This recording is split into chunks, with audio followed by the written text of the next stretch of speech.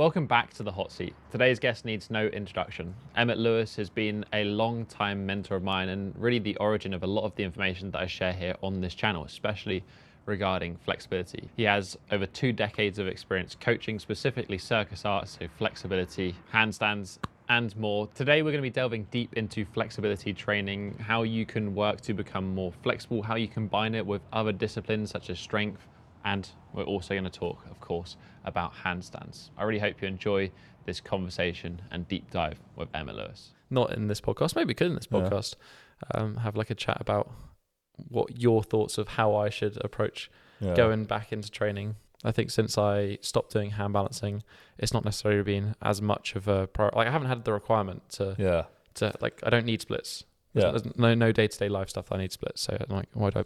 But I kind of want to get back to that point. Each time I go to approach it, I feel like I know roughly what I should be doing, but I'm kind of uncertain as to what I should do and how much, and you know. Yeah, it's always that thing of just like how to flirt with that line. First thing for flexibility is just relax stretching.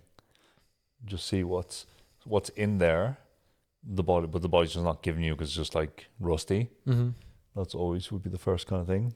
Actually, that's a good point, because when I've tried to go back into flexibility stuff, I'm like, I'll go back into doing some loaded things or some more advanced flexibility. But I had better success probably the last month of just trying to do some stretching every day. Yeah. And just sitting in stretches. Basically, just chill, work on breathing, just get like, because it's all in there. It's already trained. You've done the hard development work. Mm-hmm. So then it's just like, okay, what's still in there? How can we get this out? And we just have to basically expose the body to it to remind that it can do it. And like kind of chill, relaxed stretching is pretty good for it. Yeah. Probably just do your own follow-alongs. Literally follow my own videos. Yeah. Do what I say, not as I do. Basically, that's what I do with a lot of people. I send them your videos and like, oh, I need to thing. I was flexible. Just do this for a while. Come back to me. Well, it's the 20 minutes every day. And or just pick some of Tom's ones, or if they're like, I don't know, just give them a selection of them and just go, here's 3 or 4 ones, different lengths. Just do these for a while and see what happens. I feel almost static flexibility gets a little bit of a bad rap. Maybe it's not quite as sexy as a thing to communicate. But like, this is the thing. It gets a bad rep in our quarters, where if like you go into other quarters, it's like the only game in town. Yes. So it's definitely a thing. Like if we look, this thing, static flexibility has got more people more flexible than any other method of flexibility training. Mm-hmm. It's also failed more people because bigger sample size. Yeah. So then you just have to think, basically, how do you apply it and when's it applicable? Yeah, I guess as a beginner, it's probably, although tempting to jump into the active splits or crazy stuff, like probably just start with some static flexibility. Yeah, basically start there, because that's the basis of all the stuff we build on.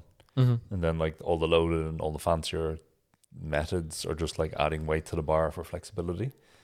And we see this like a lot, like the people who get the best results who are training in terms of speed and the more flashy ones are the ones who've done a lot of like passive stretching to the point that they kind of maxed out their gains, but they got very close to it. And then we throw in like even basic PNF or basic short ISOs, and then suddenly they're getting like mind-blowing results. It's just like, it is just one of the ways. And like, that's the thing, is like, we look, dance, gymnastics, all these kind of disciplines that have a high flexibility demand, they basically do that and do dancing. They do this. And that's a large chunk of it. They do the static work and then they use it, basically. Yeah. I guess is it to some extent, like if you're doing a lot of static flexibility, it's because you're holding, it's still a contraction. You're kind of doing like high volume work at a low intensity. Yeah, basically. It's that kind of thing of like, you can do a lot of low intensity static work and slowly progress. But I always think the static flexibility is just like, it gets what's in the body out. And a lot of people are more flexible than they think. Mm-hmm. They just haven't used it enough. But you just basically just exposure to the positions, suddenly a lot more comes out. There's the main problem with static flexibility is no one really has a progression method of like, okay, you're at this level, you need to focus on these stretches and do them for a while. And then when they become less effective, okay, you change to these ones. Whereas there is kind of just like a kind of throw paint at the wall and see what works effect a lot of the time. So there's that thing like on yoga, it's like yoga has made a lot of people immensely very flexible, but it hasn't worked for other people. But static stretching might have worked for them. Yeah. Like kind of alternating between positions if the set positions or sequences they're using were a bit different. I see. So what might be some of the reasons that you get the people who are like, "Oh, static stretching doesn't work for me," or "My body Yeah. is incapable of being flexible." Generally, I'd say one. I'd say one of the things is just like cross-sectional muscle mass. Like if someone's really big, if you just think of a big elastic band, it's a shit analogy, but we use it anyway. If I have a really small elastic band and I'm just using the leverage of my body weight, it's pretty easy to make it elongate. If I have a big fat one, like a big jump stretch band, it needs more load on it to elongate. So that's when we might need like different leverage positions, or people are not giving things their due or giving things long enough to work. Mm-hmm. Or just like the positions are too, like there is this thing with like a lot of stretching, it makes you vulnerable, and it makes you kind of like expose things where you're like, oh, I haven't been in this position, and I just need to actually learn to tolerate the position. Mm-hmm. This thing of stretch tolerance is like, oh, how can I not just like survive in the position but thrive in it? Yeah. And that comes back like a lot of people are just pushing things too far. It's like, oh, maybe if we were just sub max but holding for longer times, these kind of things. So almost like you have two ends of the spectrum. You've got the person who's maybe too strong, or the muscle mass is too big, so the intensity is too low. And then the people who are pushing it too far, who then equally exactly aren't getting the benefit. So it's definitely one of those things, like a lot of people like they do a stretch, but they're not like just a normal static stretch, whatever muscle group. They're just not giving us enough time almost sometimes to get over that kind of like, oh, I do 30 seconds, I do 60 seconds.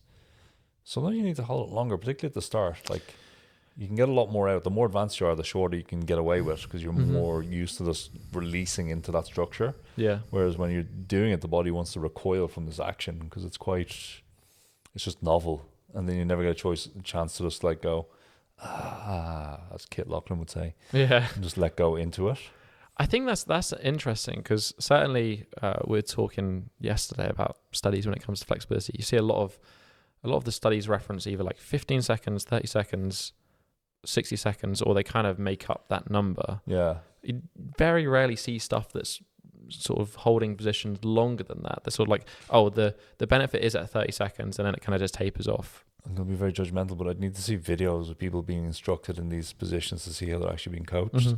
And a lot of things, like when you get into positions, what people are choosing for the studies are just bad choices of positions. Like the most common hamstring one seems to be like sit on the edge of a bench, put your leg out straight, and then lean forward into it. That's a very shit choice for someone who isn't used to flexibility training. It's better to have them like standing up and do like a classic one leg hip hinge as a replica of that. It's an easier position for a lot of people, particularly when you deal with like, say, just hamstrings as an easy one. Like you're looking for about 70 degrees of hip flexion is considered the normal population range. You're sitting on the bench, it's already at 90 degrees. So obviously the back's going to go. It's already past. Yeah, past what they're saying. So there is this kind of stuff, or just like sit and reach test, which is... Yes, the sit and reach. It's not even a passive stretching position because it's active because you're reaching. It's in the name. It's like there's a target in front of you. Like it's not a passive position for a lot of people. Like particularly if it's difficult to sit on the floor, or if it's not just like, there's difficult to sit on the floor when like I feel like my pelvis hasn't rolled over. There's I can sit on the floor, but then there's like a point where like you have to be able to get the pelvis over more to get it effectively sit on the floor. So... yeah, it's an interesting choice actually. I go, what would make something a good stretch for someone?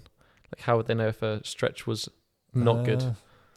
In internal stuff, it's like, this is the thing, I'm always hesitant to talk about sensation, because sensation is like, you go, oh, you should feel this in your hamstrings. Like, I feel it in my lower back, but the position looks right. Yes. Maybe that's where you're just feeling it.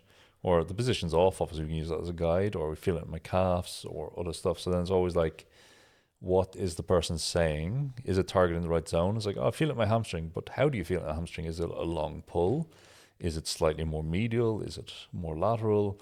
Is it like centered on a point? Is it high? Is it low? There's much more nuance to be got from that. So generally, like, it's in some ways you're better off almost ignoring the sensation. Not if it's a noxious sensation, you feel like I'm going to hurt myself. Yeah, I was gonna say, like, from that, you know, when it's almost hard, going back to your point about people stretching too hard and not getting the benefit out of it. Like, understanding how that sensation should be in good flexibility training. Yeah, and that's one that's only built up over time. Like, it's kind of like, you know, there's definite subgroups of people. There's people who just stretching feels pleasurable to the body. It feels nice. Mm-hmm. And then there's other groups who stretching just does not feel nice. And like I'm in that group, which is stretching does not feel nice to me ever. It's like, okay, cool. I'm good at it. I can get what I want out of it. Mm-hmm. But I've learned to build up this sensory lexicon where like I've done it so much. I know it's not bad. It's just not pleasant. Yeah.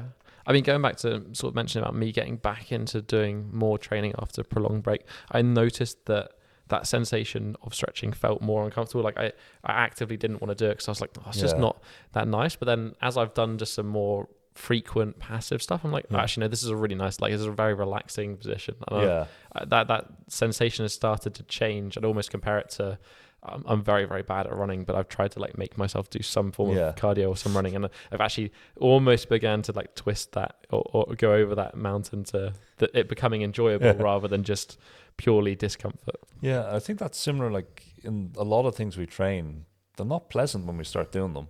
No. And like it goes weightlifting, try any aerial discipline. Like the first, I don't know, 3 to 6 months of aerial disciplines are just like I'm bruised and sore from the equipment. You know, climbing, it's like, oh, I'm learning climbing. Oh, my forearms are pumped the fuck and they actually just hurt. Yeah, your fingers are just broken. Yeah, like, just like these kind of things, but we kind of persevere through them. Because there's something where it's just like an accessory to our normal training, that willingness to persevere through to find the kind of enjoyment in it can be difficult. Where if it's something that's a bit more inspirational, like, oh, climbing, I want to take up bouldering, have a lot of fun. It's challenge. There's a bit more to it that can be encouraging.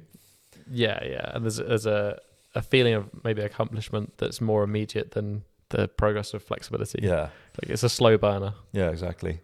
And there is like this thing, like you can slowly over time teach people to enjoy it, but some people they're never going to get to the point of enjoying a stretch, like getting in and going, oh yeah, I feel great. You know, for me, it's like, I do the stretches. I have this kind of threat response almost, or feeling where it's just like, it's just not enjoyable thing. Then afterwards, like, oh, I feel loose. The effect of it is felt afterwards, but the position itself, the time in it, still has that threat sensation. I wanted to ask you, you mentioned earlier flexibility being like an elastic band and that being a shit analogy. Like, how would you describe what is flexibility? What is the ability to be flexible, both in the structure itself, like what's happening in the body, but then also maybe the psychological component as well? First kind of thing we think of, like when we stretch a muscle, we put a muscle on the stretch, it wants to return to its kind of normal working length.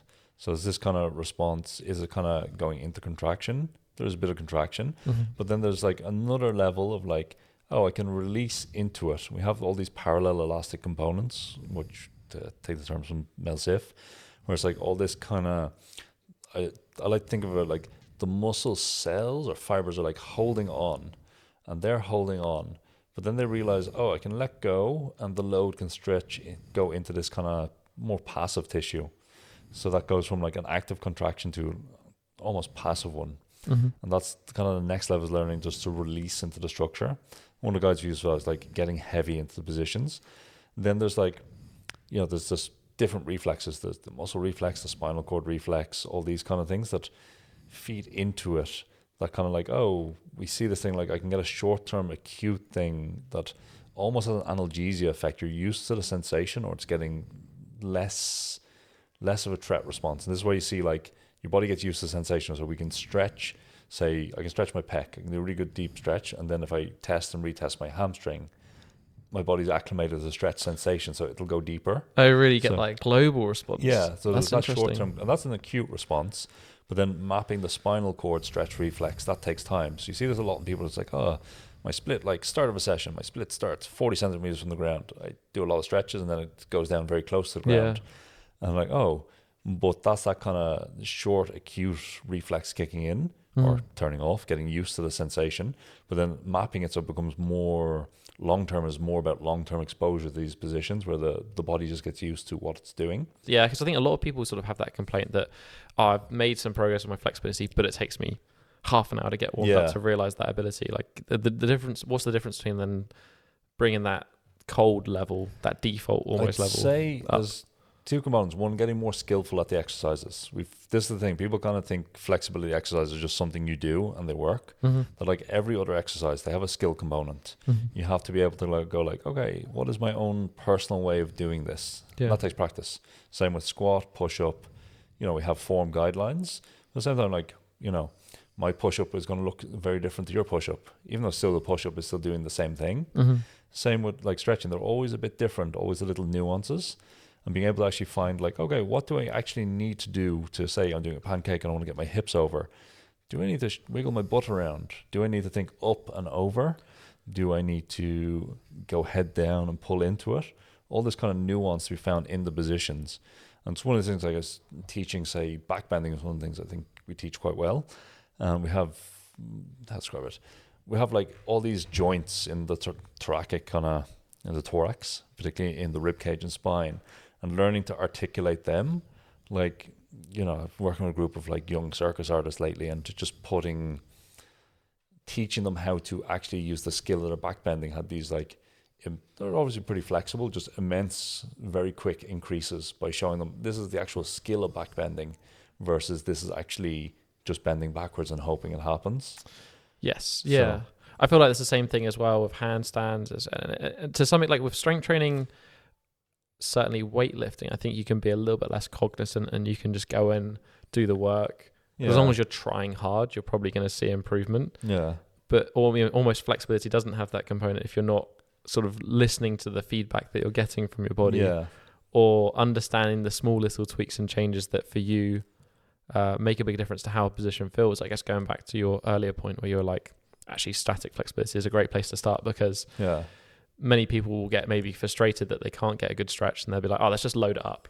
Yeah. And it's like you're just loading you're still doing the wrong thing, but just doing the wrong thing with more intensity. Yeah. Rather than like maybe passive flexibility, you can actually understand and get a feeling for how does it feel if I change this? And like that's the kind of thing, like particularly if you can get a nice deep stretch and a passive thing, putting load on it will make it immensely better. Yes. If you're not getting a decent stretch in the position already, and whatever that is for you, then putting load on it's just not going to make it that much better. No. Like it's just beating you into submission rather than kind of working with the body. Yes. I've certainly heard that's how the gymnasts get flexible, just forced into submission.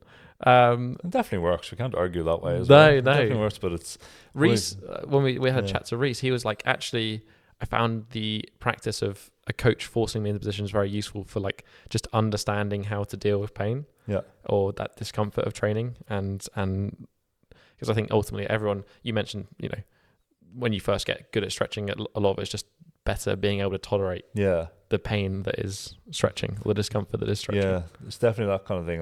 It's one of the things I would say stretch therapy works with a lot, is teaching the difference between pain and strong sensation.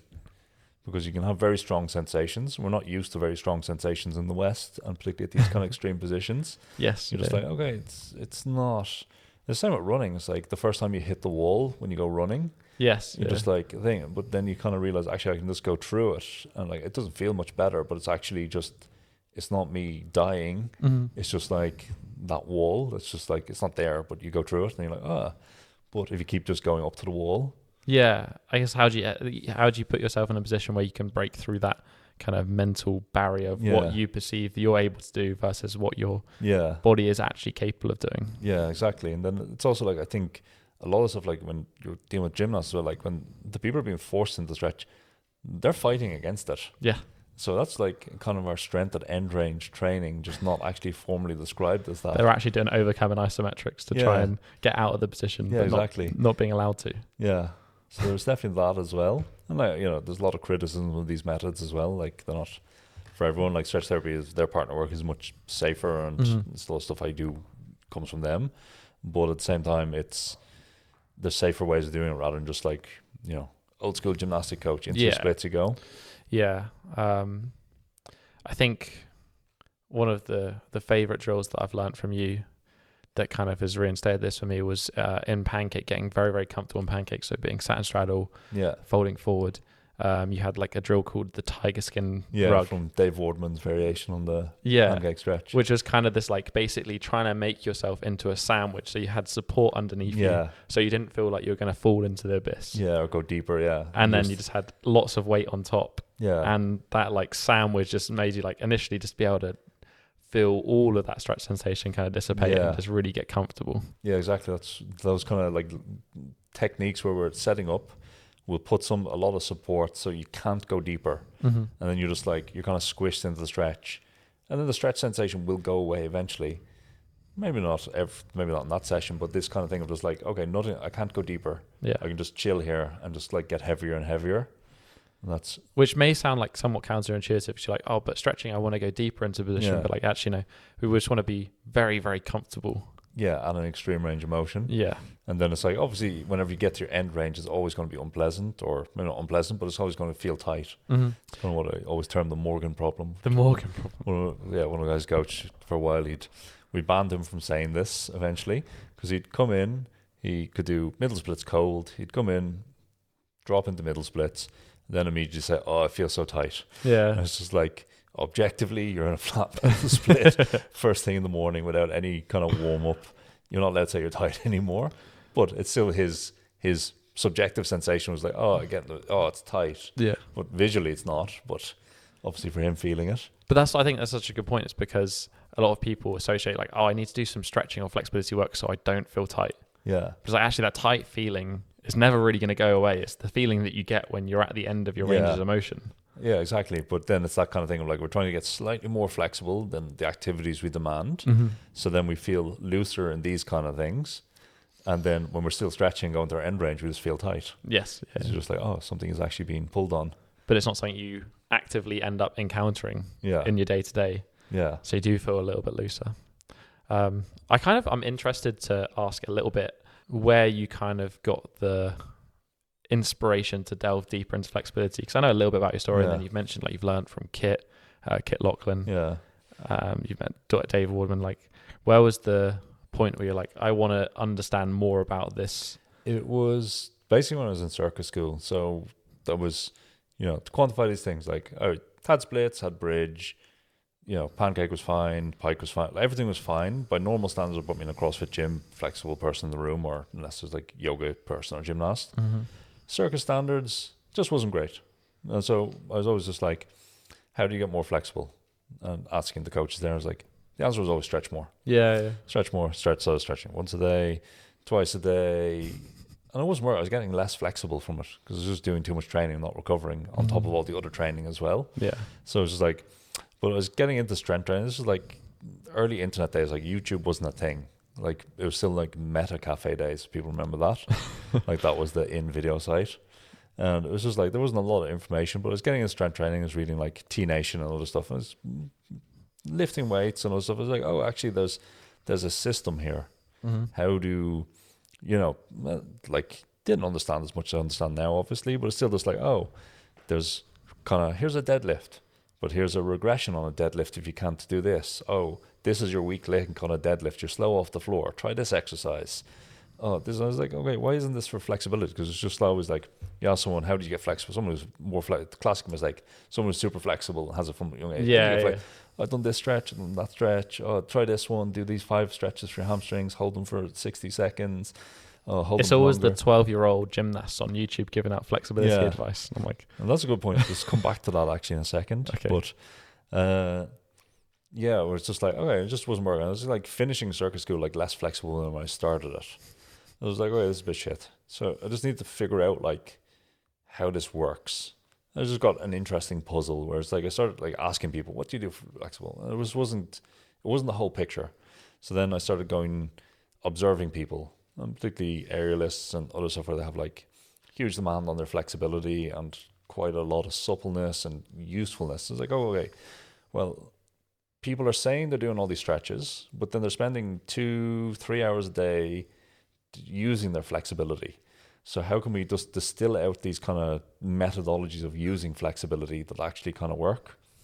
And that kind of just led to kind of this observation, like, okay, how are people actually using the flexibility? They're using it on the ground, they're using it standing, they're using it in the air, they're actively pulling themselves in, they're doing positions where they're task driven. This is one of the bigger things, like, oh, they're trying to express something in the body, they're trying to reach something. There's some kind of objective in the movement that kind of quantifies you as pass fail, or in a lot of movements, like it has to look like this shape. Mm-hmm. And if it doesn't, you're not doing it right. Oh, I have to make it look like this. So I had this kind of idea, I have to reach these kind of things. So that gave more hints, and then it's kind of distilling out these methods of like, you can't really say to someone you're training, oh yeah, we were just gonna have to do 3 hours a day on aerial to get things. Yeah, like, okay, yeah. what are they actually doing? And that kind of gave a lot of the bigger picture of flexibility. Then I kind of was training people for quite a while. Then I kind of came across Kit Lachlan. They had the kind of other side that were missing, where Kit Laughlin's kind of, they started like, he was a yoga teacher at some point, and he was not getting too flexible. And he found like contract, relax, stretching, but then he figured out like a lot of the poses are just too extreme, and they're made up of a lot of mini poses. So if you kind of break down these poses and find what your own individual restriction is in it, you can have like, say your piriformis on your left side is super tight, and that's what's actually inhibiting your pancake. Sure. So just by fixing that, suddenly you get a big gain in your pancake. And then they also just like realize a lot of the positions are ineffective. The loading vectors aren't the same. So by getting partner work and other stuff, you basically have an intelligent dumbbell. So instead of being pulled, straight down to the ground, you can be moved in a slight curve. Yeah. And that's actually the way you need to actually load effectively for you. So that kind of gave the other side of the system. I always think we have like a more active side, which is the thing people see more publicly, and then we have the more chill side, which is I don't teach too much publicly, where it's like based on work stretch therapy with some modifications, insight from Dave Wardman, and that kind of gives a bigger, broader picture. Yeah, I feel like it's the two pieces of the puzzle. Yeah, As literally as we said earlier, yeah, you sort of need both. I guess maybe if you went back to like Thomas Kerr's or something, he's got his different aspects of flexibility, which are the dynamics, static, active. That's kind of passive. like, that's, I wouldn't even term that as, I'd call it term that in terms of flexibility as range of motion.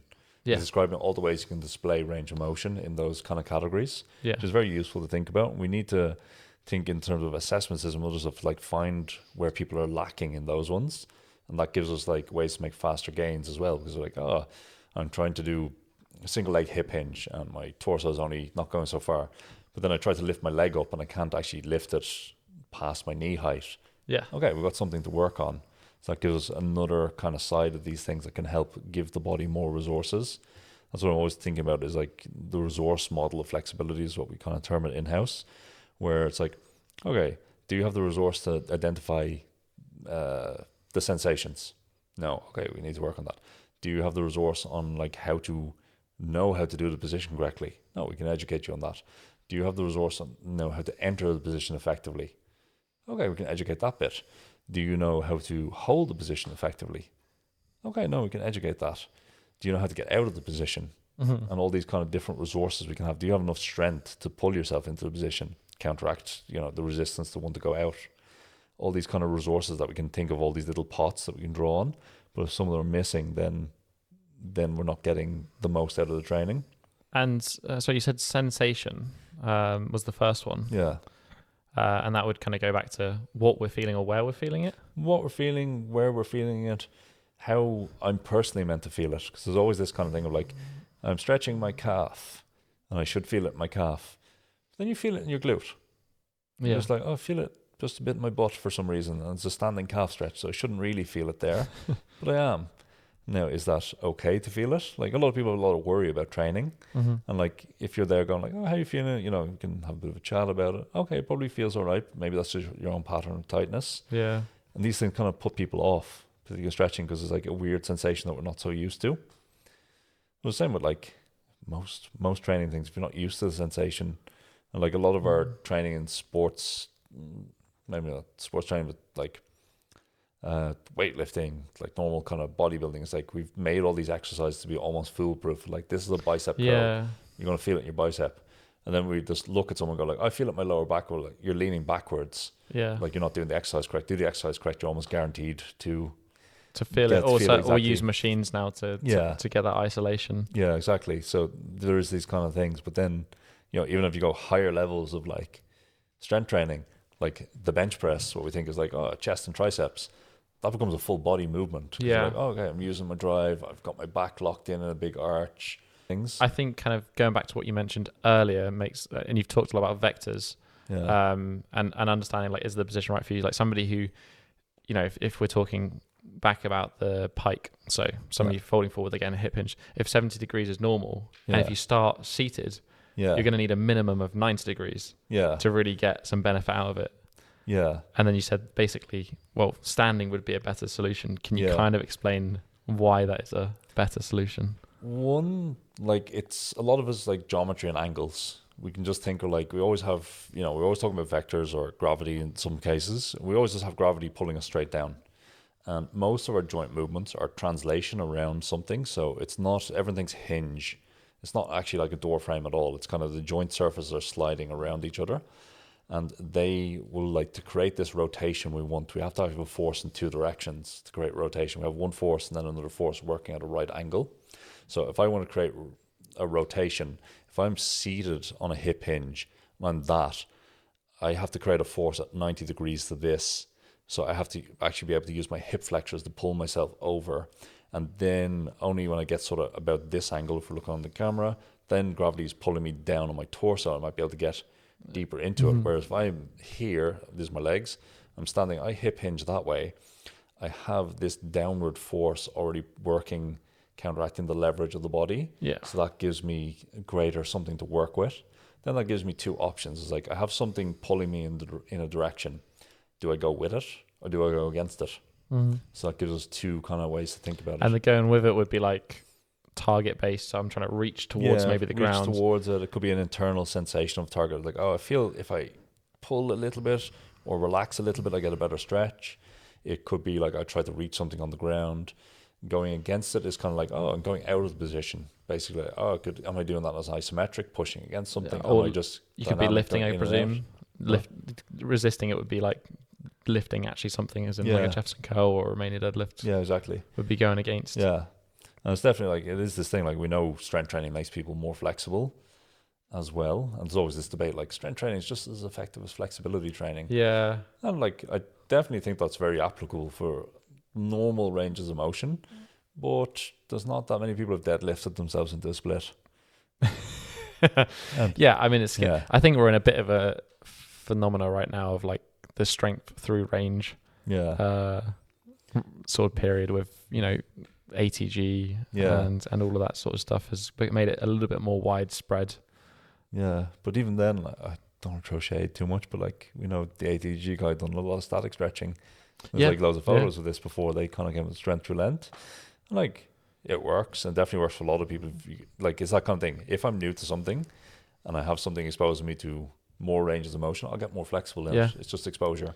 I think really going back to our earlier point of like you saying, actually the person who is not flexible and then just trying to chuck more weight to become more flexible doesn't always work. Yeah. I think I can definitely test that, because I started off stretching. I couldn't touch my toes and I was like, oh, I'm just going to stretch my hamstrings.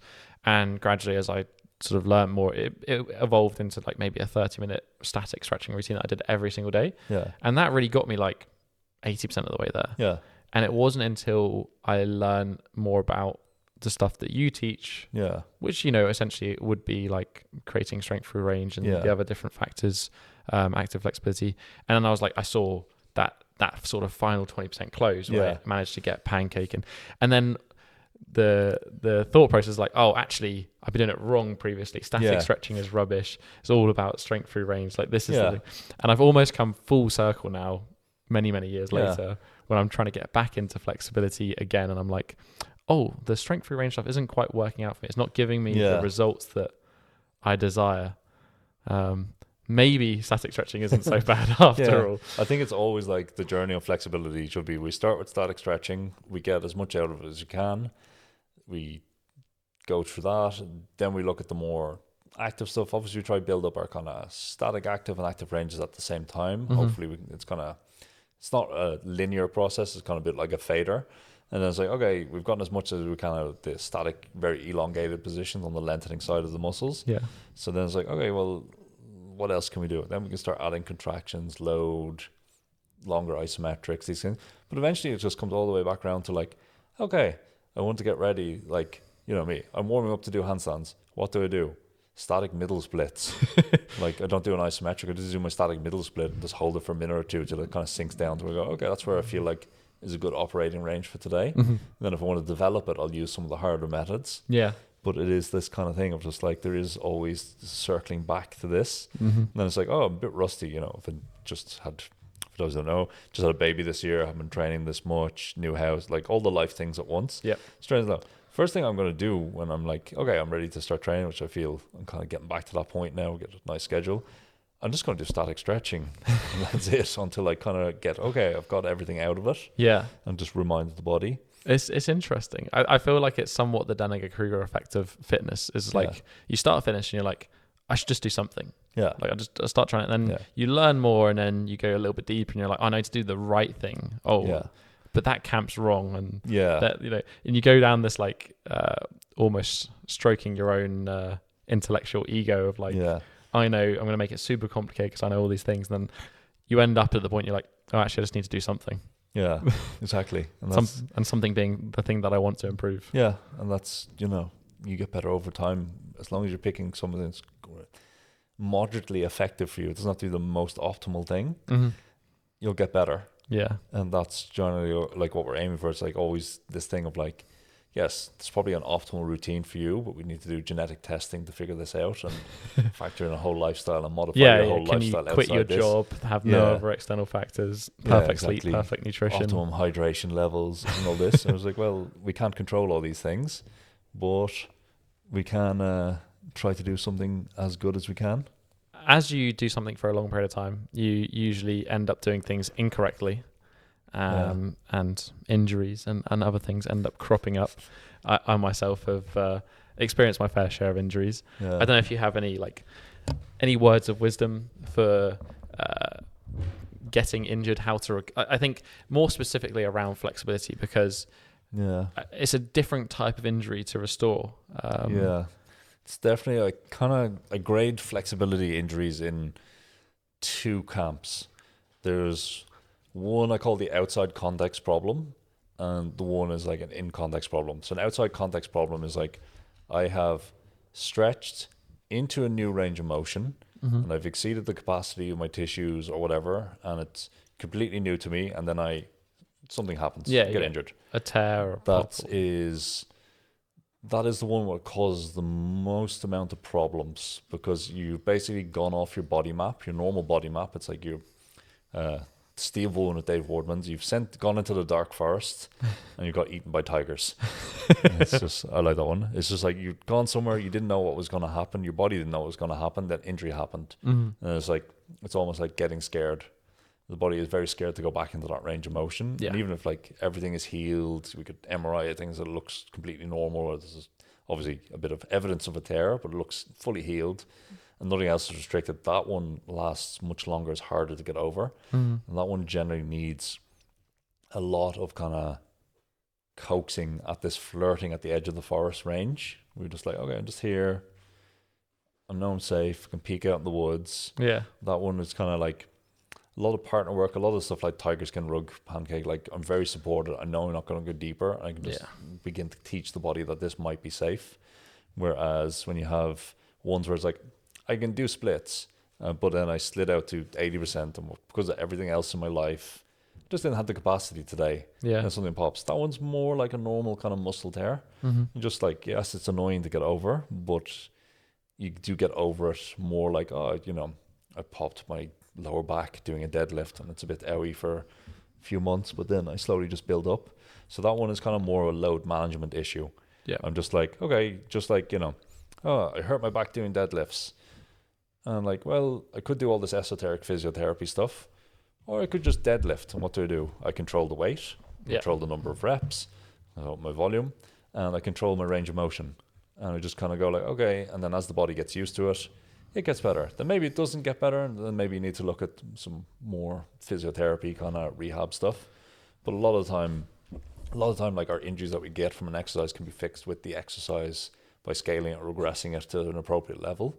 Whereas these kind of outside context ones are the ones where like, requires some weird shit. We have to change a lot of weird things. I can certainly attest. Like one is almost more physiological, one's more psychological. And it's kind of like, it's almost on a subconscious level as well. So we have to figure a way of speaking to the body that makes it just speaks to it in a way that goes, we can think like mentally, like, this is perfectly safe. I'm set up at a level. But something deeper inside that doesn't have words can't say that, like, oh, no, I don't feel good about this. And that I mean, kind we've chatted a little bit about middle split flexibility, just to put into like what you've just said into an example. Yeah. Like I tore my adductor in an active. I mean, you've certainly seen the video, sliding out on some very dodgy chairs on a dodgy deck. Yeah. And then sent me a video going like, Emmet, I've hurt myself. And I'm just like, okay, I would have told you that's an amazingly bad idea to begin with. But yeah, and then editor Jamie at the time decided to like put an edit together of me in the Van Damme like Volvo commercial, and there was like a picture of Juju driving one truck and you were driving the other truck. So I like slid out into the middle split. But yeah, ever since then, like I have been able to get back into it, but there is just like the conditions have to be very right for me to feel like I actually have some range there. Like I haven't been able to really train middle splits again without having blocks underneath my legs. Yeah. So just reducing the length of the lever. I'm also for some reason very weird with the floor. If the floor feels like remotely very slippery, I'm like, I've got maybe like 40% of the range that I should have. Exactly. You can see this is all this. It's almost psychological to a certain degree. It's just like, oh, it's that body has got scared and is trying to tell you through this kind of response to these things. Like, oh, slide out on this very slippy floor. Before the injury, it's like, oh yeah, no problem. Now it's just like, oh. Do you remember that time where you did this thing? Yeah. Yeah, we're not doing that again. Yeah. It's just the body's way of keeping us safe. And it is like that kind of thing you're saying, like, oh, like what I like to do in these kind of situations is splits in different contexts and just almost changing the exercise every single time. And we can so you build up like a variety. You might do the same middle split, but like a simple example would be like, oh, I'll change my clothes. I know it sounds weird, but it helps. It's like, oh, I have leggings on. I'll take them off, put on shorts. I'll do another middle split. Because of the sensation. The sensation just changes. It begins to teach the body that like, oh, in all these different environments, it's actually safe to do this. Mm-hmm. Whereas it's like, oh, I was in the dark forest and oh shit, this is similar to the dark forest. Maybe there's a tiger. But if we kind of go like, oh, look, this forest is safe and this one is safe, then that gives us a bit more exposure to different environments of doing the split. And it's all perception. It's such a weird one. I'm trying to remember. There was one we did a workshop of yours years ago. I remember you were demonstrating some sort of pike flexibility.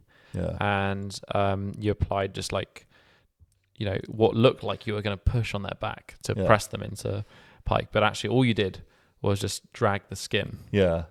And how that changed the stretch was quite dramatic. Can you kind of maybe explain what was happening there and how you might use that? I haven't got an exact explanation of how that exactly works. Yeah. But it's one of these things like when we're manipulating someone, it's like we can basically always talk about skin, muscle, and bone when we're doing partner stretches. Like I can touch you, I sink my fingertips just through the skin till I feel the surface of the muscle. Then I just manipulate the skin bag over, and that just changes it so much. It's just like it almost puts a bit of slack and direction in the person. Yeah. And then you go like, okay, we're going this way. And then they just go into it. It's like, it's one of those ones like you manipulate someone quite easily at this. And we've seen it in the workshops. Yeah. You can get quite drastic increases just by looking at like, generally, if you're trying to apply this yourself, you look at where the person is bending the most. So say we're thinking the body as hinges and we're hinging down, we're keeping it straight, and then they round their back. So I'll go slightly below the curve, and then I'll just grab the skin and move it over. When you get a sensitive hand for it, you can kind of feel which way things need to move. And that gives our first kind of level of partner stretching. It can be very effective and very gentle. And just basically, like you even see when people get to it, like you just begin to move the skin and suddenly the body just goes, this is the way I want to go. I think it's a good level of partner stretching because it's not going to have any fear of like, oh, I've got somebody else exerting their will, their force on me into a position where I might not feel safe. It's relatively unloaded. Obviously, we've talked a lot about flexibility, but that's not the only thing that you do. And like myself, like I think most people will have a practice that has multiple different disciplines within it. Yeah. In this particular space, I guess it would be like handstands, bodyweight training, and flexibility. How do you think about sort of combining the three and balancing? And you talked about when you're a circus artist that you made negative progress with flexibility because you were trying to do so many things. Yeah, it's definitely like, I think it's the more things you're putting into your training, the more you have to accept that like your progress is not going to be as fast as someone else who's just doing one thing. Like someone who's just focusing on flexibility training, that's all they do. They can get very good like results very quickly. Yeah. Someone who's like, oh, I want to do strength training and flexibility training. Okay, we can accept maybe the results aren't going to be optimum if you're just doing like, oh, I want to do small off and get the results of small off, this kind of squat cycle thing. Yeah. It's like, okay, if you're doing other things on top of that, it's not going to be as effective. So there's always this idea of like, we have to try to find what's an acceptable level of progress on something. And then there's also this idea of working with someone, like how much, like the ideal thing is like you can train 20 hours a week. You have your diet optimized. You have your gym laundry schedule optimized. You have clean gym clothes and all the other things that go with soft factors outside it. And then we can start thinking about like making more and more progress.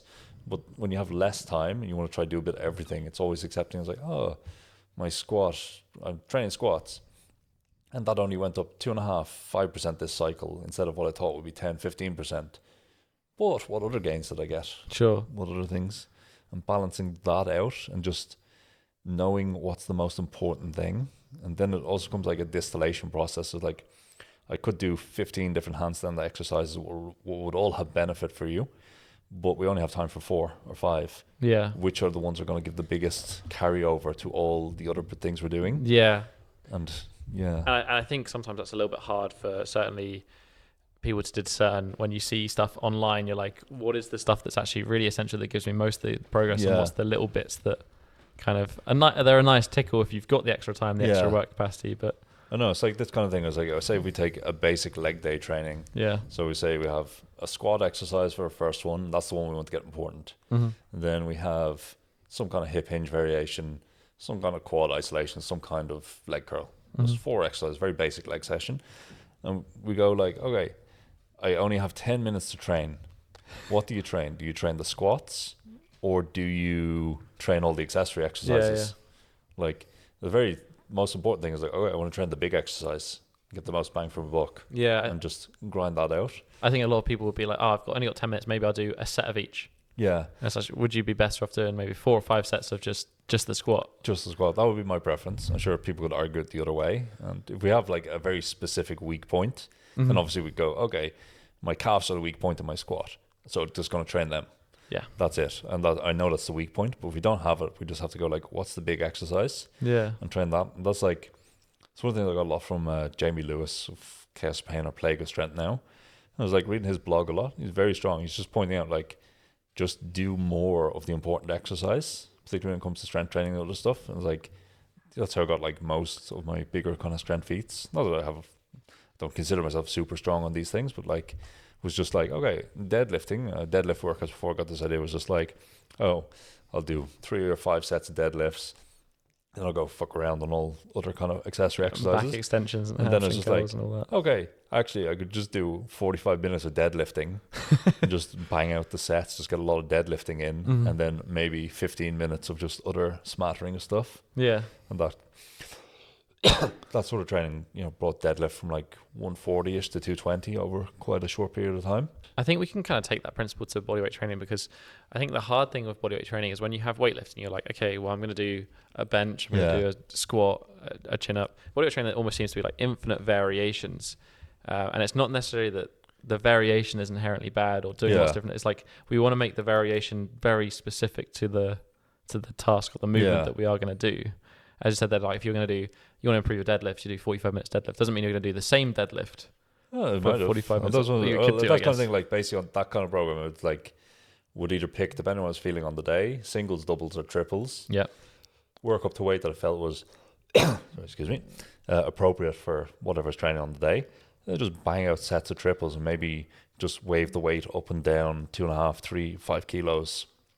Every kind of set or every couple of sets, just to feel a bit different. Okay. So sort of similar to maybe a conjugate sort of way of going about it with that like daily not daily max, but that session max. Basically session maxes and just, not like there wouldn't be, say, a triple wouldn't be a true triple, it might be a 5 RM if I really grinded it out.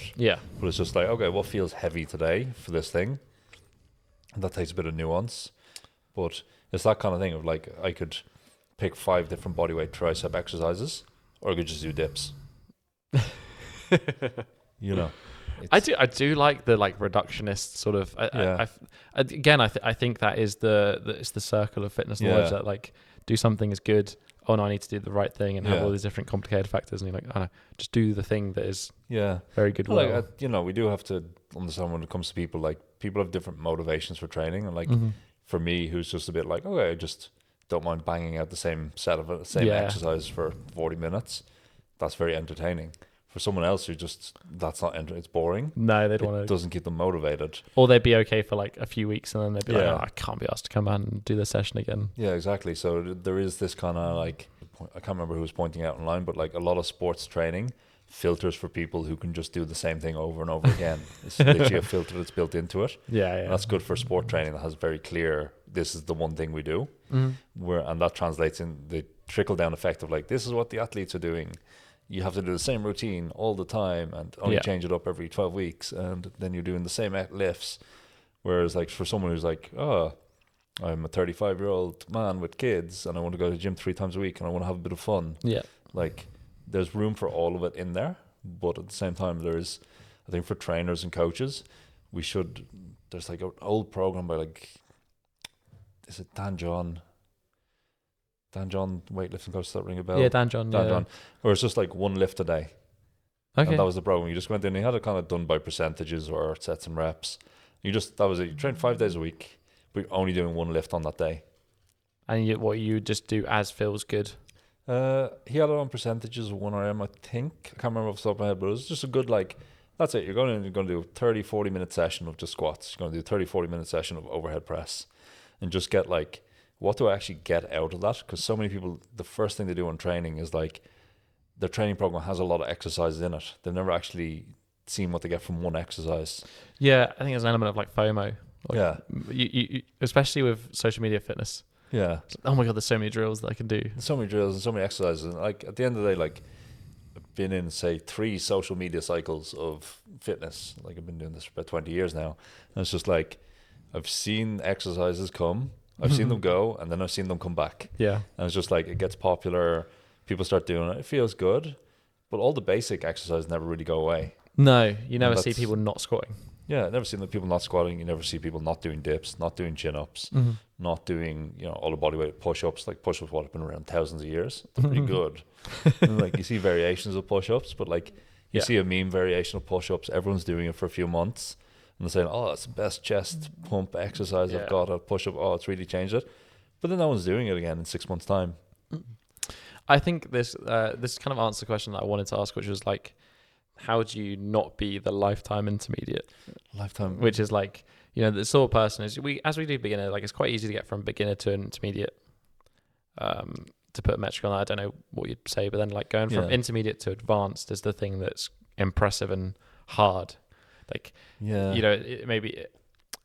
for example, learning to handstand, it's a good challenge, but most people can achieve it. Going from handstand to one arm is like a completely different thing, or going from being able to touch your toes to being able to do front split. Yeah. Like going from that intermediate level to that advanced level. I think a lot of the advanced people, there's a social media element to it, that we see people like, and it gives us a hint of how we should do it. They very narrow their focus to the things they're good at. And there's always this thing of like, I should bring up my weak points, where if we look at everyone who's kind of successful, they brought up their strong points and just kind of made sure their weak points didn't hold them back. Yeah. And that goes for like anything, like business coaching and business coaching literature reading. They make this point a lot. It's like, what are you good at in your business? Yeah. Okay, you focus on that, and then you hire people who are better than you at the other thing. Yeah. When you can. And it's just, it's that thing, like we see it like, it's always the guy. If we think about like, we can think of loads of planche masters who are just like insanely good at planche nowadays, and just like in street workout and other stuff. But they're probably not good at squats and deadlifts and other stuff, but they're just max out their planche stats. Yeah. And this kind of thing of like, if you want to be a general trainer, and there's also this kind of thing like, do you want to be advanced? If you want to be advanced, you kind of have to narrow and chop and take the axe to things. Yeah, you've got to give stuff up. Yeah. And that's kind of thing, like we all have things that we'll probably be better at, out of like, even if we're just like, I'm in bodyweight training, we just know very basically, like some people are very good at pushing, some people are very good at pulling. And it's like, if the person who's good at pulling and not that great at pushing was just to spend all their time doing planche, they might get the straddle planche. They might not get like a full planche. You know, it's a very advanced skill. Where if they went all out in front lever, they could be doing like front lever rows and all this kind of walk ups and everything quite easy. Yeah. So there is definitely a kind of idea of like when you get to intermediate, you should have an idea of what you're good at. And this could be psychologically good at, like one arm. Oh, I want to get one arm. Like one arm is more psychological feat of strength than anything else. Just like to do similar training for a very long time. Yeah, I was going to say, I actually think figures it out. talking about doing the same thing and Yeah, over and over again. and that's just like, you know, you just have to, because you have to. It's like, you know, watching my baby learn to walk. Like she never just quit. She just kept trying it. She was falling over, standing, falling, leaning against things, till eventually now she can walk. Obviously, it's a bit faster than learning the one arm, but there is that thing on one arm. Is just you kind of have to keep trying it. Like you build up strength. You can, you know, have things that are a bit more metric based, get a bit more technical. But at the end of the day, like when the hand comes off the ground, like, you know, I'm in a one arm, I'm in a 4-finger support, still a 2-arm handstand. I'm in a straight arm support, still a 2-arm handstand. I'm in a 1-finger, 1-hand handstand. It's still a 2-arm handstand. Until you take that hand off and you just embrace the chaos. That was the most annoying thing for me about learning one arm. Was Yeah. like I'd put a year and a half into it, and I was like, I can still only do a 2-arm handstand. It's just that Yeah, maybe it's like 80% on one arm, yeah, but it's like until you're able to do that thing, yeah, there's so much time and commitment to it. yeah. Yeah, And it's this thing with all advanced stuff. It's like, oh, I really want to be good at powerlifting. yeah. You probably can't do triathlon at the same time. Molly joining Molly in. Mike, yeah. Speaking of which, I guess it's useful to have a coach. Do you have like any advice for coaches? Like I've learned a lot from yourself Yeah. over the years, and it's helped me figure out more of the puzzle. And obviously, like you're still learning always. Yeah. But do you have any, like, for somebody who maybe wants to get and start coaching people with this sort of stuff? Like maybe where is something they could start with? There's a few things. One, read textbooks. Like, don't read studies. Studies are shit. Textbooks are a distillation of studies. Even if they're out of date, they're still pretty good. Yeah. You have to start, Any particular textbooks, by the way? just basically look at sports science courses. Look at the textbooks they're using, and then torrent them, because they're fucking expensive. Like textbooks, 200-300 quid.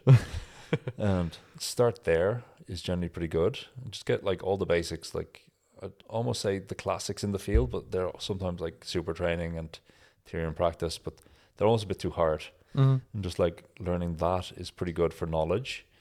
Then finding like trying stuff out, because like this thing, the reality of training people versus the reality of training yourself is very fucking different. Yeah, I was gonna say, when you say trying stuff out, do you mean with Yeah. other people? With other people, like you have to have kind of a progression model in mind, but then you also have to realize like your progression model isn't a great fit for 20-30% of people.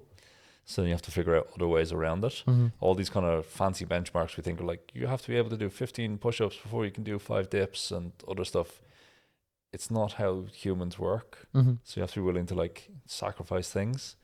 Then it's also, it is experimentation, like finding a coach who you know is good to kind of learn a bit off is pretty good. But at the same time, I think a lot of it, like, that's the kind of thing, because I kind of taught myself to coach. So I'm like just trying to backwards extrapolate what I've done.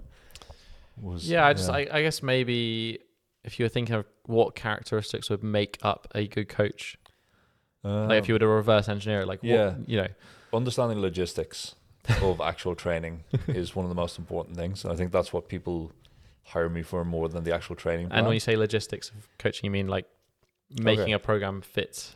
Making a program fit someone's lifestyle, and not because like a lot of us who get into coaching when training is like, training is basically our life. Yep. We have a life that we've built around this, and it's like, oh, for me, training 90 minutes twice a day at certain points, it's not a problem. It's a bit less, actually, a bit too little, isn't it? Could do a bit more. That's fine. I have a lifestyle that accommodates that. Learning to go from like your general population who can maybe get in 2-3 good workouts a week, and understanding what's actually going on in their life and the social factors outside it is one of the bigger things you can make in terms of actually tailoring things to people. Mm-hmm. Understanding like what's important for them, what's really important for them, because it's not always what they say. It's like, oh, you know, the classic one of like, it used to be, it's not so much online anymore. It's like, oh, I want to get lean and toned. And then the guys will be like, what you actually mean is you want to increase lean body mass and reduce your body fat. ha ha ha. We know what they mean when they're saying that. We don't have to Yeah. like be a dick about it. No. So you need to learn like in general how people are speaking about stuff, and then understanding is like, oh, you're like, why am I? You know, what's my motivation? Oh, it's like classic example. It's like, oh, I want to. You're like, why do you want to get lean? I feel healthier. Why do you really want to get lean? So I'm leaner than that bitch in the office. Okay, we're going to do that like leaner than the bitch in the office workout. Like these kind of things are important. Or social pressures. Like, oh, I want to get lean. Why? Like, or say one client I had when I was personal training many years ago, who taught me a lot. She's a solicitor working in the city of London. She came to me. She was already pretty fucking thin. Like she's pretty stick-like, or not stick-like. It's like came to me. It's like, I have my wedding dress already bought. I don't fit into it exactly. So I need to fit into this dress. And I'm going to give you money and we're going to make it happen. Yeah. I was like, talking to her, I was like, okay, you're already like done her body, her skin folds. It wasn't much to lose. I was like, okay, this is it. Like, this is the measurements of the dress. The waist needs to go down a bit. Everything else kind of fits. Okay, the only way we're going to do this is like protein sparing modified fast in this short amount of time. I was like, not probably, it's not what I would have wanted to do with any person normally, but this was this girl's motivation and this is what she was paying for. So I was like, okay, this is it. And she'd done it and got into the dress. Got the wedding photos. And then, yeah. So I think almost that ability to really just listen to the person you're coaching and be like, oh, they're not me. Yeah. They're in a different pair of shoes. Yeah. It's kind of the reverse, Grotowski method acting question. There's two questions that you're asking when you're building a character. Method acting is like, what would I do if I was King Arthur back in this time and my wife was just abducted? How would I act that for me doing this character, not some weird, what is my way of doing it to make it natural? Mm-hmm. And it's that kind of thing of like, what would I do? You don't want to ask yourself, what would I do in this situation? Okay, I would do this, but that's probably not what the person is willing to do. Mm-hmm. And it's finding out what they're actually willing to do. And it's like, it's what I term the 3 W's, what I've expanded to 5 W's. It's like, what does the person want to do? Where are they in relation to the goal? What are they willing to give up for it? Which way are they going to do it? So how do they actually want to train? Yeah. What? And where are they going to do it? How, like, what is their situation for training? I think actually David Getkin, who we spoke to in regards to injury rehab, he said one of the most important sort of things that he asks people when they come to him is like, what do you expect this rehab process to look like? I think it's the same with training. It's like, okay, you want to achieve a certain thing. Like, how do you expect that journey to look? And then trying to find a nice marry between like actually what they need to be doing and what their expectations are. So they're kind of, rather than being like either giving them what they want, which I don't think is a particularly good way to coach. You're people pleasing in the short term, but ultimately like you're the coach, you should know what's best for them. And then giving them something that they're just not going to do. Yeah. And non-adherence is a pretty good way to make no progress. Yeah, exactly. And that's always kind of finding what people like to do in a session. It's like, the classic example, we have Erdy here with us, and it's like, I know he loves training arms, and I know he knows a lot about arm training. So in his program, I just give him like free choice at like the end of an upper body there. And it's like, you've done the stuff I want you to do. Mm-hmm. Now you can go pick your like 2 or 3 bicep exercises. These are the sets and reps I want you to stick to. Yeah. And just do what you want to do. You want to do machines, you want to do barbell, you want to do fat grips, It's almost like a little bit of dessert at the end of dinner. I think that's important. But then it's also like asking people like, what exercises do you like doing? It's like, oh, I really like doing like split squats. Okay, cool. It's not as effective as a squat for the goal maybe, but why not use them? Yeah. Like there is, if it's kind of close enough and they'll do it and they'll be excited to do it, you almost get more out of the excitation than putting a bit on the barbell. Yeah. And it's always this kind of like interplay of like helping people know what's important, what you need them to do, because this is like based on my experience, these are the things that you're lacking and they're not fun. But then also the things you enjoy doing, let's get some of them in as well. Yeah, no, I like that. I think that's great. I want to press you a little bit for the book recommendations, because the last 2 questions I have was actually 3 questions. Yeah. maybe a little bit quicker fire. I'll give them all three. We'll start with one, which is what's something you've learned recently that's changed your approach to training, whether that be training related stuff. Won't be too specific. I've learned how stressful having a kid is. And like it is that one of the things, like you can only really relate to things you've done, like other than just having a kind of projection of it. So having a small kid and just understanding like how difficult and stressful that is, even though our baby, in terms of baby, is a perfect starter baby. She's she cries, but there's always generally a reason for it that you can fix. She doesn't have colic. She sleeps pretty good, but not still disturbed sleep. Just getting this kind of thing. Like I've had a lot of clients who've had kids over the years. I didn't understand it. No. Like I understood it in terms of conceptually, but now I don't really understand, or hopefully really understand it. I'm still learning. It's still very new to me. So that was kind of good to give me, I think, a bit more empathy for people. So I've a huge amount of empathy for single parents now. Because I know how hard it is for me and my wife, who just split parenting quite evenly and have quite a good system and communication system for dividing things up.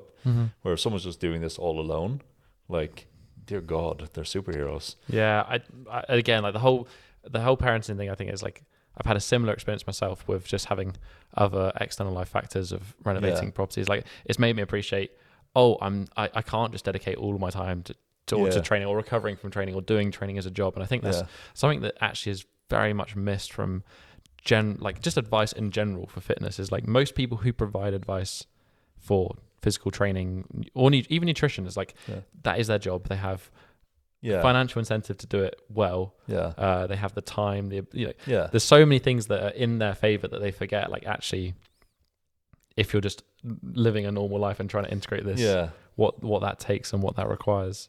Yeah, it's definitely like, I always kind of said, like if I had people sign up with me and like, I'm gonna have a kid, like new dads like, I want to keep training hard when the baby's here. I was like, I used to make them take like a month off training when the baby was born. Just like, you're taking a month off, do some push-ups, do some chin-ups if you get a chance, don't sweat it. Now I'd almost be thinking like 3 months. Like, you can do a little bit and I'll give you, I'll give you a rudimentary plan to keep things chipping away. But realistically, like, you don't know if you're going to be up and just get 4 hours sleep. Like I'd say I'm cruising on the last year on about 6 hours sleep, continuous sleep, and then no need about 9 would be my kind of optimal. And it's just like cruise on 6, and that's always a bit disturbed because like you're always just like, even if your baby's sleeping, you always kind of wake up to check on it. And it's just like that kind of thing eats into things a lot more than you think. So it's definitely that. The additional stress of just keeping another human alive. Yeah, exactly. And then, you want to enjoy it. There's like ups and downs. It's very emotional. It takes a toll. It takes a toll, even though it's a very happy occasion. So it's definitely that would say the biggest thing I learned, which isn't directly training related, but I think it's very important. I think it's a great point. A lot of people will beat themselves up because they can't do certain things. It's like, so it's fine. It's just a situation within life. The baby's not going to be a baby for a long time as well, so you'll get back to your normal sleep and normal training. But that was, I suppose, the biggest empathy gain. The final 2 points was like basically 3, because 3 is a nice number, but a few books that you think are useful and a few people that you've learned from. I guess there can be some overlap between the two. So books, okay, I'll always just come back because we're talking about flexibility mainly. Thomas Kerr's Stretching Scientifically. It's one of those ones, like I had someone, I'm going to bitch about this because I had some vaguely racist comment on one of my YouTube videos. I've done a big review on this book because I think it's great, but I think it needs some context. So guys, like, how can you recommend this book? It's, it's very difficult for a beginner to implement, and the English is terrible because it's written by a foreigner. And it's just like, okay, you're speaking to me who's Irish, and like, I'm a foreigner to your Americanness. And so it was like, I just shot that down quickly, but I think it's a good book. I think it needs to be put in context and just understand its limitations, and also what he's actually, because there's the practice in the book that relates to what Thomas Kerr trains, which is martial arts. But then there's a general concepts and principles that need to be extrapolated out and kind of modified with more regressions or progressions or context for the movements. And there's obviously like a lot of these things, like we have to remember, a lot of training up until kind of recently was trained in person, mouth to ear. you're trained in an environment with someone who guided you through the initiation into this training practice. Whereas nowadays everyone's trying to learn it from videos and other stuff. And you try to learn it from a book, where most of the training books were just like, it's even one part removed even from video. Exactly. So you have a book, any book. It's almost a guide, a reminder for the person doing the training or administering the training. So that Kit Laughlin's book, Stretching and Flexibility, I think that's pretty good. It's a bit harder to get into, or it's harder to put into practice, even though they tried to make it as applicable as thing. Yeah, I always felt it was like a bit of an encyclopedia of just stretches that I might want to try out and feel. Yeah, there's definitely different ways to use it. Like you can try out different stretches. So one of those books is they lay it out in 15 lessons, but no one ever follows the lessons, which is meant to guide you to the course that they would teach at ANU. And it'd be pretty beneficial if people did. But once again, even with all the photos and all the stuff in the book, you still don't get the nuances in the technique. I really think the partner stuff needs to be taught in person, but you can definitely experiment with it. Then third book. Well, it could be not trying. Yeah, I'm just trying to think if there's another interesting one. I know, because oftentimes it's like there's infinite amounts of, there's so many books that you feel like you could recommend, be like, oh, but there's maybe something wrong with it, or there's lots of competing ones. Yeah, I'm trying to think. Should have given me this question beforehand. I could have went through. And I know, I could have gone through. I'm sorry. Fuck it. I recommend American Gods by Neil Gaiman. It's my favorite book. Yes, I vaguely know who Neil Diamond is. Yeah. What's the American Gods? American Gods. It's a book where it's like a road trip book where he wrote a long, rambly tale involving like gods falling out of favor. It's kind of fantasy literature, but it's of an underlying kind of like, it's supernatural but not quite, but it is, and it kind of has the main character in the book doesn't really know what's going on for quite a lot of the book. He's a bit slow to catch on, but it's very long. I've read it so many times. It's just so good, and you always find new stuff in it. Okay, cool. So I like it. That was my favorite one. Definitely checking out. Fun. And then finally, 3 people that you've learned stuff from. I guess we could always already fill in some of them. Yeah, so I'd consider say Kit Laughlin would be my biggest mentor in flexibility training. You know, he mightn't say that, but still learned a lot. Learned a lot from probably more from the offhand comments he gives on things than his practice directly, which I've learned a lot from as well. But he's just an encyclopedic of knowledge of kind of things that help out. And, you know, co-star of Olivia, his partner, who also does stretch therapy. She's also the subtle knife of stretch therapy. Always has doesn't speak as much as Kit. It's just hard to do, obviously. But it always has very good points. So I learned a lot from them. Then, say, Mikhail, who I do handstand factory with, between us, we just have we've had an ongoing dialogue about handstands and training and what's important and how to distill this practice out and what it means. So we had the podcast going, and what you see in the podcast is probably a fraction of what we talk about handstands and other stuff. So that, and then my own coach, Serge Augier from Dash One, who I learned a lot of my sort of Taoist physical training from. Okay. And that being, I can't remember the name of the martial art. Dash One, so DA space XUNAN, which is the name of the school. But then the martial art, we train sort of the 3 big ones, Tai Chi, Xing Yi, and Baogua. But then we also train Zierenman, which is the kind of speciality, which is natural boxing, which is... Okay. Yeah. Natural boxing. Yeah, it's hard to describe. It's... Yeah. Glorified thing is get in and hit the person really hard. And that's basically it, and there's ways to do that. Underrated. Yeah, it's it's a lot of the fighting system was an older Chinese fighting system, so it's nuanced in its own self, but it has to be applicable very quickly, and it's just learning how to deliver power. This kind of thing, a lot of it relies on they knew, in ancient China, it's when shit kicks off, your adrenaline kicks in. Didn't have these words for it, they had different words. Your adrenaline kicks in, your fine motor reflexes go to shit. So all you're left with is basically glorified wailing. So basically, how can we teach you to do that as effectively as possible? And that was kind of, yeah. And then as you get a bit better at these things, you get a bit more relaxed and things, you can have a bit of nuance. But a lot of it comes down to how do I swing my arm as hard as possible? And just hopefully have a strategy for keeping my head safe. Okay, thank you very much for the chat. I enjoyed it as always. I always learned something, and I guess time to do something a little bit more less comfortable than sitting on a sofa and chatting. I'm looking forward to the sauna section of this, but the cold take. Yeah, you're not alone. You're not alone. We've already had a few minutes. Get ready. So, I would say there's been somewhat of an evolution within maybe physiotherapy in general that is like against soft tissue therapy. Yeah. And sort of saying that it's somewhat useless. And I guess I can see the argument for and against, but do you have an opinion on soft tissue therapy? I think it's one of these things, like, I tend to agree with the physios in terms of, like, okay, rubbing your sore lower back, it's going to give some temporary relief, but it's probably not going to fix the cause. Yes.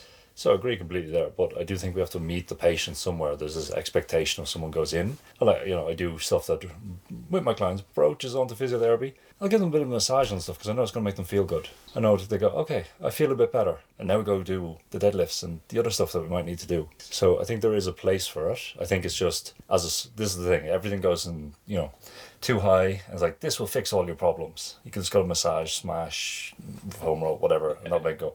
It doesn't, but if you can get an acute driver of some kind of relief, I think it's important. I think it's an important modality to understand its limitations and its applications. It's not necessarily a binary thing, it's on a spectrum. Like, that's the kind of thing, like, someone comes in with a sore neck and we go, oh, it's just, your desk set up and all this stuff. We can explain it to them, but we give them a bit of massage and go, okay, they'll feel a bit better. Oh, it feels a bit better. Okay, here, you can do a little bit yourself by this. But we need to fix, like, how you're sitting at your desk and, make this a bit better and just these kind of things. So it's definitely one of those things, like, it is, if you're going into your physio and that's all they're doing, I'll dry needle and massage you and everything. Yeah. It's an acute thing. You feel great for a day or two and then things start to come back. Whereas you kind of need that kind of like, okay, we'll do something to make you a bit more comfortable. And then we'll try and fix this or guide you on to how you might approach it. Mm-hmm. So I don't think it's a binary. I think it's shit. I just think it's overused and oversold. Yes, yeah. I think a lot of things. Partly down to the expectation as well. Like people go in and expect you to do something. Yeah, and like, there's value in them, but at the same time, it is like, this is the thing, it's a skill. And like, I've had a lot of massages over the years. Probably only had like about 4 or 5 people who was like, okay, that was actually really good. Yeah. And I got a lot out of it. Where other people, it's just like, oh, this massages, you feel good. We can't discount that as something, I feel good. Yeah. But at the same time, there's been no real lasting anything from it. No. I guess following on from that, soft tissue work with flexibility training. Yeah. Same thing, you have like the Kelly Starrett origins of smashing and doing all this stuff. What are your thoughts on soft tissue work with flexibility? I tend not to encourage it. I tend to discourage it, actually.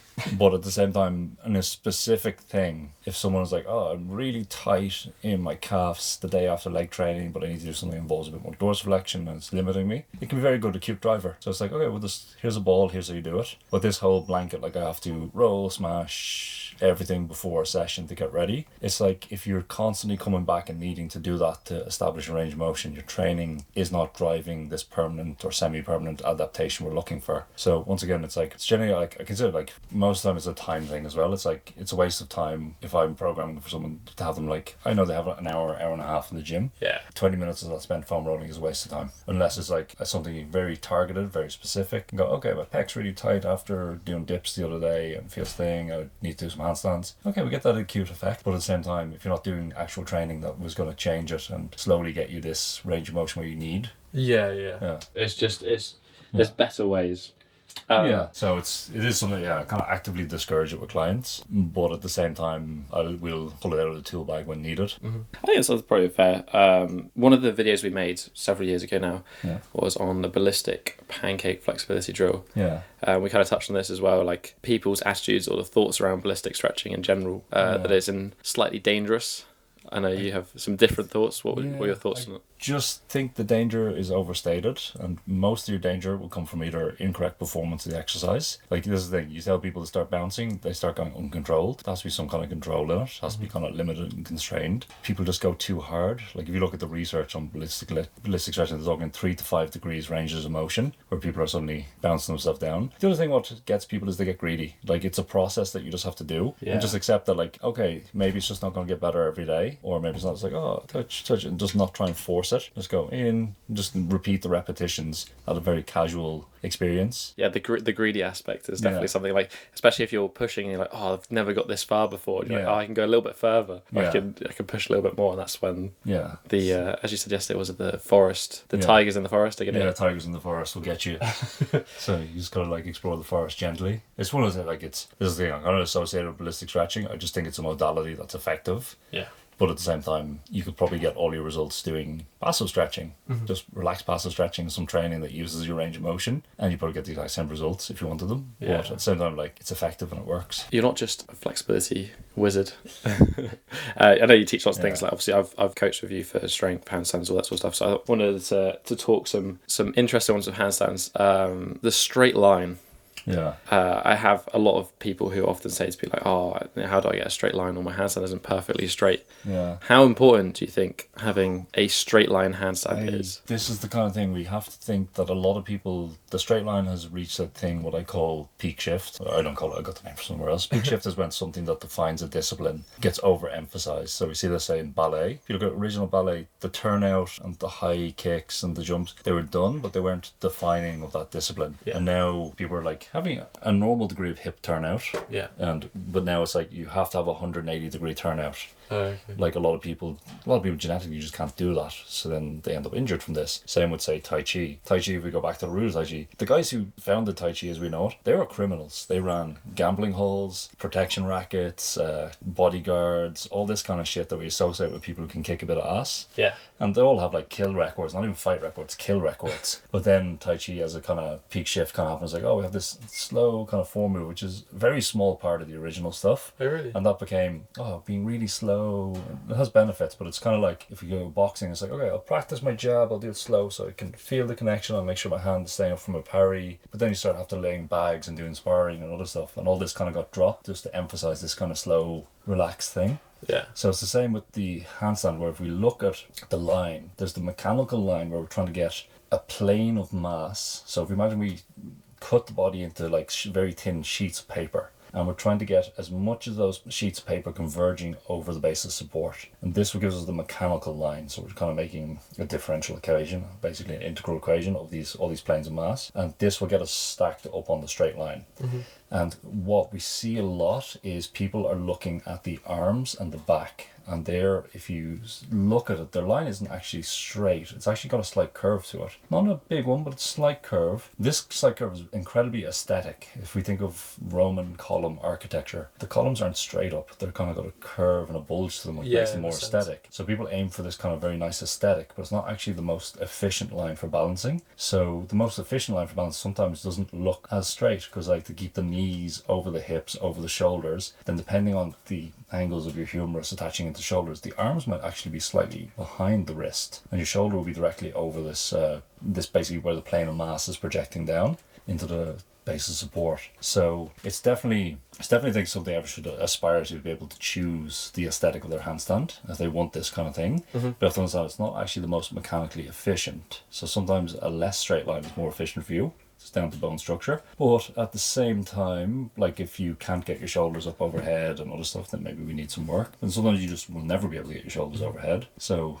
it's that kind of thing. Like we've been on a bit of a crusade lately to accept the banana handstand as a valid handstand. Yes. Particularly as a learning tool. All handstands are beautiful. All handstands are beautiful. And, it's just as long as you can choose to do a handstand, I want my handstand to look like this, I want it to do this, then it's fine. There's an acceptance, like, okay, I need to stretch my shoulders a bit, my lats, and just get more flexible. I need more strength in my upper back to maintain the line. But I'm not going to limit my balance training, because you learn a lot from balancing in an arch handstand. Mm-hmm. You can learn a lot of balance, you can build up your time, endurance, conditioning of the wrists and all this, instead of just going like, I have to be against the wall perfectly straight before I start balancing. Yes, yeah. So we need to think like learning balance is a different skill than displaying active flexibility, which is essentially what the line is. Yeah, I like the way you describe it as like it's a choice. It's almost a stylistic choice, and then finding what is right for you. Yeah.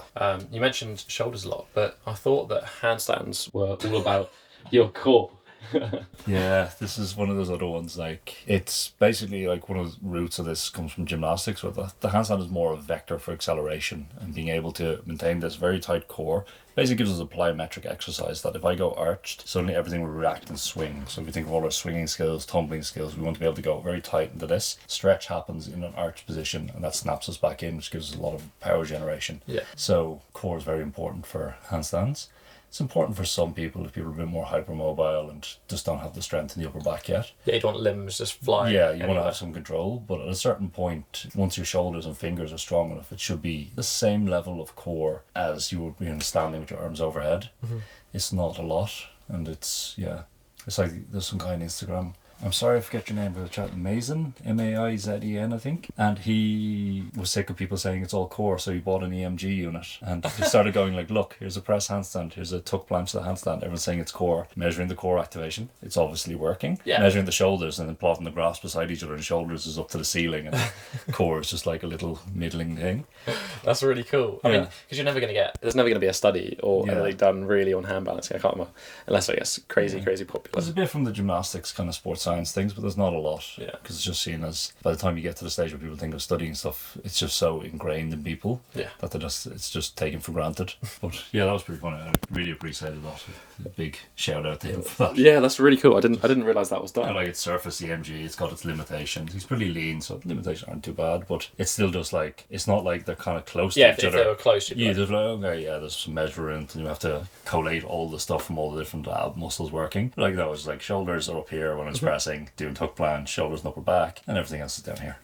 Last question for you, and if you don't want to answer this one, because it's to do with you having a child. Yeah. And I think a lot of people are like, oh, kids shouldn't necessarily strength train. It might inhibit growth. It might undo these other things. Like, what's your thoughts with encouraging or incorporating training into your kid growing up?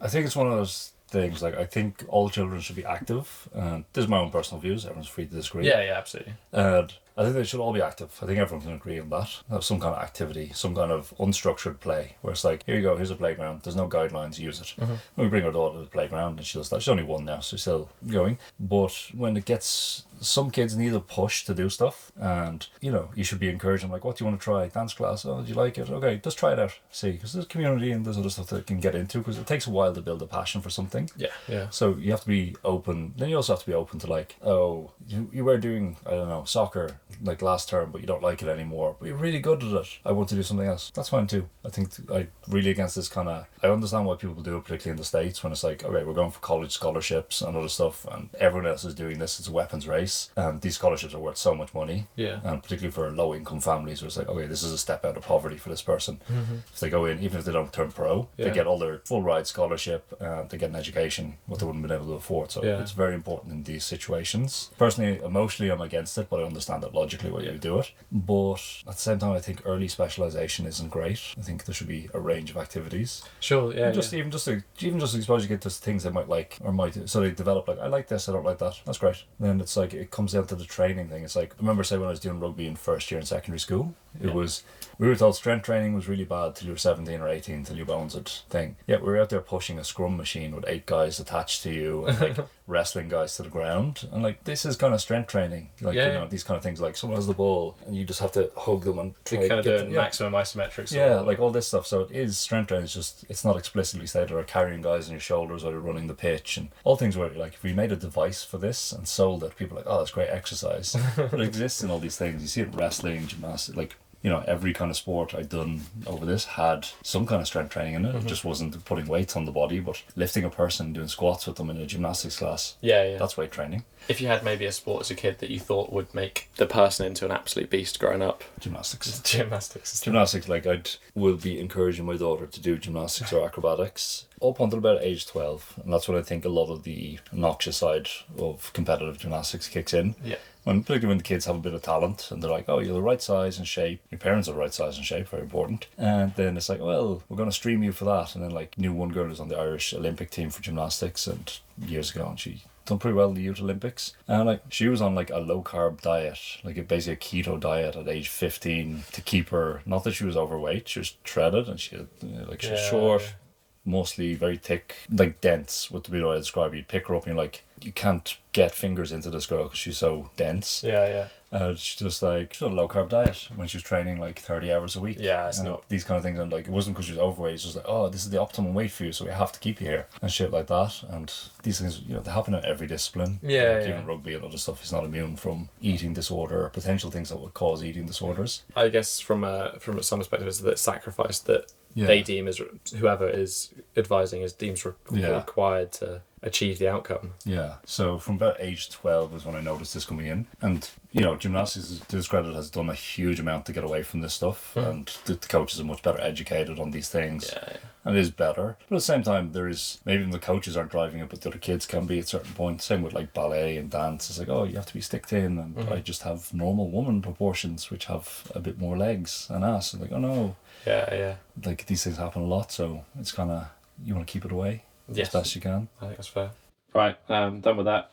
We're going to do some cold. That's quick. I do want to say one thing. I hope everyone appreciates. I normally don't like taking my top off for fitness stuff. No. I have a physical deformity here, pectus, which means my organs are fucked. So, you know, I hope you will appreciate that I'm stripping down for you guys. No, I do appreciate it. Never do.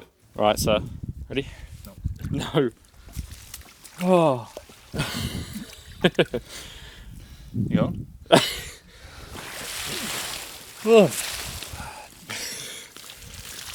Okay. First question. Yeah. Hot or cold? Pretty cold.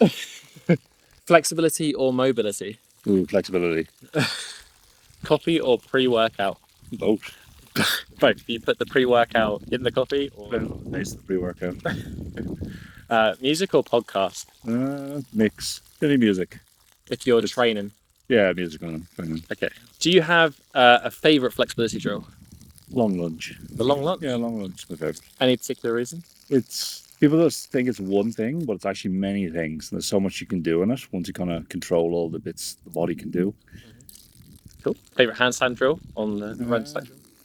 Tuck slides for beginners and intermediates, and then focused intent work in one arms, like learning how to actually collate the push into one very small area. Yeah. Push through it. So you're cueing early yesterday Yeah. on how to press specifically in a part of his hand. Yeah, exactly. And just use that without changing the body geometry, just cranking the voltage up. What's one thing that people don't include in their practice that they should?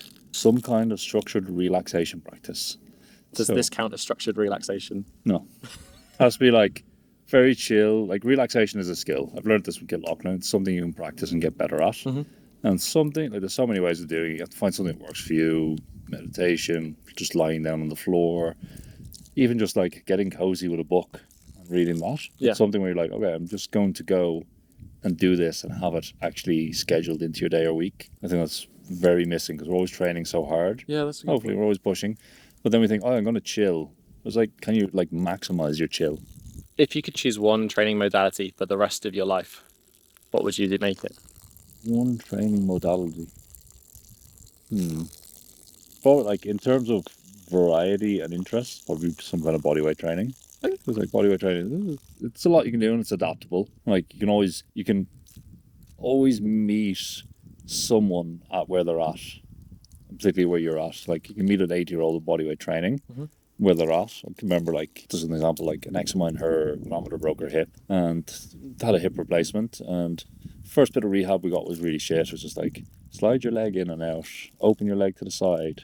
But then the physio came in. He was like, okay, what are we going to do is rehab expecting, jank? He's like, you're going to do squats and lunges, and that's it. Nice. You're just going to do, he's like, I want you to do 100 squats and lunges a day, spread out through the day. And we're like, okay. And he showed us how to adapt a squat and lunge to a 90-year-old woman who had a hip replacement and had to use a cane. And it was like, it wasn't anything I'd seen before. I was like, oh. But it made total sense. Yeah. And it was like her rehab would, because we were kind of there, just, as coaches, like, okay, you got 10 reps, okay. 30 minutes later, okay, we'll do another 5. Make sure you got the reps in. Rehab, she's back walking without the cane, going down the stairs in about 3 weeks. Yeah, I think certainly as people age, you want to give them as much assistance as possible, whereas actually it sometimes is the worst thing as well. Last question. You're our last stop in Ireland. Yay. Why did you choose to return to your homeland? mix of, it made more sense financially in terms of this tax and everything like that was basically one of the big drivers. Business supports here for anyone running business are unreal. Like the government is very generous. Once you start getting up to a certain level of a medium enterprise, there's a lot of business supports. Then it's like family as well. It's like, okay, we just do family and friends. It's like wherever else we were living, it was just like, it's a bit hard to make friends when we're living in Berlin. Yeah. It's a bit, London's a bit, I lived in London for quite a while, and it's like, I'm not really in touch with anyone who live in London. It's a bit like, I don't know. It's kind of like a gas station where people come and go, and like no one's really moves to London and aims to be there forever. And eventually get sick of it and then go home or go somewhere else. Awesome, man. Yeah. Awesome. Well, I think you probably do have the record for who's lasted the longest in the cold tub. Yes, keep going. How much longer do we have? So I've run out of questions now, so you can stay as long as you like. I have to like really wreck people on this one. Thank you very much for joining us on the podcast, and I would like to say thanks for all of the help and education you've given me over the years as well, because I think I kind of mentioned it at some point in this video. But yeah, much appreciated. I always appreciate when people use the teaching I give, so thank you for using it and applying it. Definitely a thing. Beautiful. Collation of knowledge. Yeah.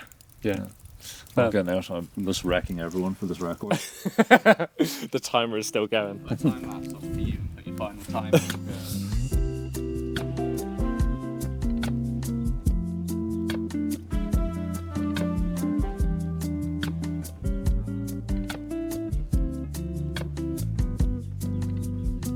Okay. Is he done? Done. I think that's enough to wreck most people. Beginning to shiver. It's not pleasant. I'll let everyone know that. There was less screaming than some guests. Yeah.